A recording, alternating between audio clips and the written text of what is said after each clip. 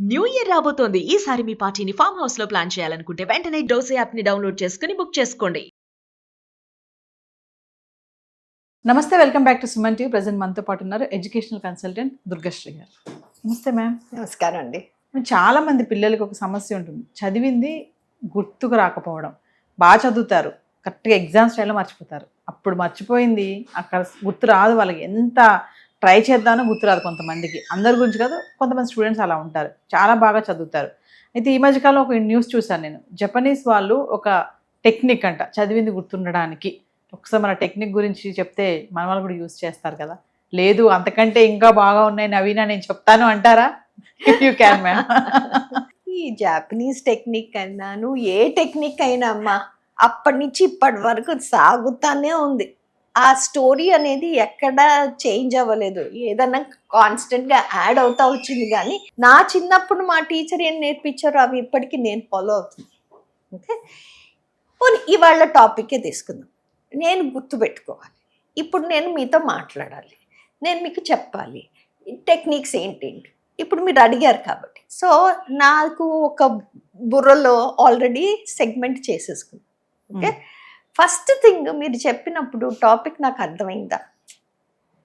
First నాకు అర్థమైంది అంటే దాంట్లో నుంచి నేను ఏంటి చెయ్యాలి అనేది నాకు క్లారిటీ వచ్చేసింది కదా. సో ఇప్పుడు నేను టాపిక్ ఏం చేశాను? First thing understanding the topic. Second thing, ఇప్పుడు ఆ టాపిక్ ఏంటి, చిన్న చిన్న భాగాలుగా డివైడ్ చేసేస్తాను. అంటే నేను మెంటల్ హెల్త్ గురించి ఏం చెప్పాలి, ఆర్ అంటే బాగా గుర్తుపెట్టుకోవాలి అంటే కొన్ని లోపల నుంచి ఉంటాయి, కొన్ని ఫిజికల్ ఉంటాయి, ఇవన్నీ ఉంటాయి కదా. సో నేనేంటి చిన్న చిన్న భాగాలుగా డివైడ్ చేసేసుకుంటాను. సో ఏ టాపిక్ అన్నా మీరు చిన్న చిన్న భాగాలుగా డివైడ్ చేయండి. దాని తర్వాత దీంట్లో నుంచి నేను ప్రీవియస్గా చదువుకున్న దానికి ఏదన్నా లింక్ చేయగలనా కదా. ఆ లింక్స్ ఏంటో క్లారిటీ తెచ్చుకో. దాని తర్వాత దీంట్లో కొత్త వర్డ్స్ ఏమన్నా వచ్చినాయా, కొత్త వర్డ్స్ స్పెల్లింగ్తో పాటు నేను ఏమన్నా నేర్చుకోవాలా, వచ్చింది కదా. ఫోర్త్ స్టేజ్ వచ్చింది. మనం ఆలోచించకుండా క్లారిటీగా ఫస్ట్ చెప్పేస్తుంది. ఫస్ట్ నాకు అర్థమైందా ఏంటి చేయాలో. సెకండ్ థింగ్, ఇవి చిన్న చిన్న పార్ట్స్గా నేను డివైడ్ చేసుకుంటున్నాను. థర్డ్ థింగ్, నేను ఏం చేశాను, దీంట్లో నాకు ప్రీవియస్గా నేను నేర్చుకున్నది ఏమన్నా లింక్ ఉందా. నాలుగవది నేను ఏమంటున్నాను, దీంట్లో ఇంపార్టెంట్ వర్డ్స్ ఏమన్నా ఉన్నాయి. ఇప్పుడు ఫోటోసింథసిస్ అన్నా, ఓకే, అది కొత్త వర్డ్ నాకు. దాని స్పెల్లింగ్ నేర్చుకోవాలి, దాని డెఫినేషన్ నేర్చుకోవాలి, అది ఏంటి అనేది దానికి ఒక కెమికల్ ఫార్ములా ఉంటుంది, ఇవన్నీ నేర్చుకోవాలి కదా. అంటే ఏంటి, కీ టాపిక్స్ వచ్చేసినాయి నాకు, అక్కడ వచ్చేసినాయి కదా. దీని తర్వాత ఇప్పుడు నేను ఇవన్నీ గుర్తుపెట్టుకోవాలి. ఈ గుర్తుపెట్టుకోవటం నేను ఒక మైండ్ మ్యాప్ వేసుకోవచ్చు. మనకి ఎప్పుడన్నా ఆపర్చునిటీ వస్తే నేను మీకు చూపిస్తాను, డయాగ్రమెటిక్గా చూపిస్తాను. వెన్ డయాగ్రామ్ అంటాము, మ్యాండ్ మైపింగ్ అంటాము. ఇవన్నీ ఏంటి మనకి గుర్తుపెట్టుకోవటాలు. నిమోనిక్స్ ఉన్నాయి, లేకపోతే ఒక రైమ్ తీసుకున్నాను, ఒక రిథమ్ తీసుకున్నాను, అది పట్టుకుని నేను నేర్చుకున్నాను. లేకపోతే ఒక డయాగ్రామ్ వేసుకున్నాను, ఆర్ ఒక ఫ్లాష్ కార్డ్ తయారు చేసుకున్నాను, ఆర్ నేను పోస్ట్ ఇట్స్ తీసుకున్నాను, ఆర్ హైలైటర్స్ తీసుకున్నాను. ఎన్నో టెక్నిక్స్ ఉన్నాయి. అవి ఎలా నేను చదువుకుని గుర్తుపెట్టుకోవాలి అని. కరెక్ట్. సో అంటే ఏంటి, నేను ఒక డయాగ్రామ్ వేసుకుని నేర్చుకుంటున్నాను, మీరు నిమోనిక్స్ చేసుకోవచ్చు. కాకపోతే ఆ నిమోనిక్స్ ఎలా చేయాలి మీరు నేర్చుకోవాలి కదా. నేను ఇవాళ ఒక మైండ్ మ్యాప్ వేసుకున్నాను, ఆ మైండ్ మ్యాప్ నాకు వర్క్ అవ్వచ్చు, కాకపోతే మీకు కూడా మైండ్ మ్యాప్ ఉంటుంది, ఇలా చేసుకోవాలి అని తెలిస్తే మీరు కూడా యూజ్ చేసుకుంటారు. సో నాకు నేను ఎలా రిజిస్టర్ చేసుకోగలను, నేనే చెప్పుకోగలను, నేనే ఆ స్టైల్ అడాప్ట్ చేసుకోగలను. రైట్. సో అవన్నీ చేసుకున్నాను. దాని తర్వాత ఇప్పుడు టాపిక్ డివైడ్ చేసేసాను, నాకు లింక్స్ అర్థమైపోయింది, ఇది ఎలా నేర్చుకోవాలో అర్థమైపోయింది, నేర్చుకున్నాను. దీని తర్వాత నేను ఎంత నేర్చుకున్నాను తెలియాలి కదా. అది ఎలా చేస్తాము, ఒక చిన్న అసెస్మెంట్ అన్నా తీసుకున్నాను, ఒక రివిజన్ పేపర్ అన్నా చేశాను.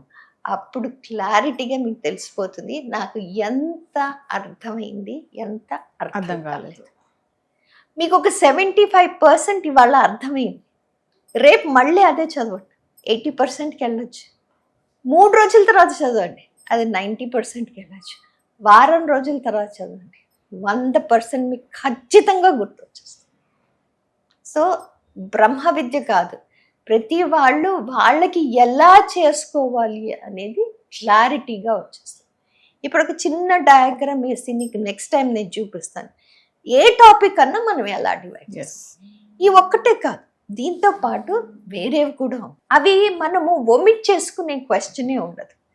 అదేంటి, టైంకి పడుకోవాలి, నేను రెస్ట్ ఎప్పుడు తీసుకోవాలో అప్పుడు రెస్ట్ తీసుకోవాలి. పడుకోవటం అనేది చాలా ఇంపార్టెంట్. నేను బ్రేక్స్ తీసుకోవాలి. గంటల తరబడి ఆ పుస్తకం ముందర కూర్చుంటే అదేమి ఎక్కేది నాకు బ్రేక్స్ తీసుకోవాలి. సరైన తిండి తినాలి, సరైన గాలి పీల్చాలి, సరైన టైంకి నీళ్లు కూడా తాగాలి. రైట్? సో ఇవన్నీ మొనాటనస్గా జరిగేవే. టైంకి తింటాం, టైంకి పడుకోవటం, సరైన తిండి, సరైనది డ్రింక్ అనేది ఇంపార్టెంట్. ఈ డ్రింక్ అనేది ఈ మధ్య కాలంలో నేను నేర్చుకున్నాను. డ్రింక్ అనేది ఏంటి అనేది. నా కొడుకు అలసిపోయి వచ్చాడమ్మా, సో వాడికి ఆరెంజ్ జ్యూస్ చేసిస్తాను. How damaging or how good it is for the body అనేది మనం రియలైజ్ అవ్వాలి. దాని బదులు 2 ఫ్రూట్స్ తినమని చెప్పు. ఆ ఆరెంజ్ జ్యూస్లో నువ్వేం వేస్తున్నావు? ఇంత షుగర్ కంటెంట్ వేస్తున్నావు. Is it good for the body?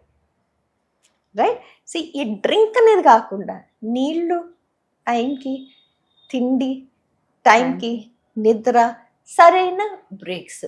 ఆ పిల్లవాడు ఏదో 5 నిమిషాల కోసం బ్రేక్ తీసుకుని బయటికి రాగానే, ఏంట్రా అయిపోయిందా చదువు, వెళ్ళి చదువుకోపో, వెంటనే మళ్ళీ తరిమేస్తే వాడు ఎక్కడికి వెళ్తాడు పాపం. సో ఇవన్నీ చాలా ఇంపార్టెంట్. ఒక టాపిక్ నేను నేర్చుకోవాలి అంటే సరిగ్గా బ్రేక్ చేశానా, నా స్టైల్లో నేను ఎలా నేర్చుకోవాలి అని నాకు ఒక అవగాహన ఉండాలి. అవన్నీ చేసుకుంటే ఎలాంటి టాపిక్ అన్నా సరే చక్కగా నేర్చుకోవచ్చు పిల్లలు. Thank you ma'am. Thank you.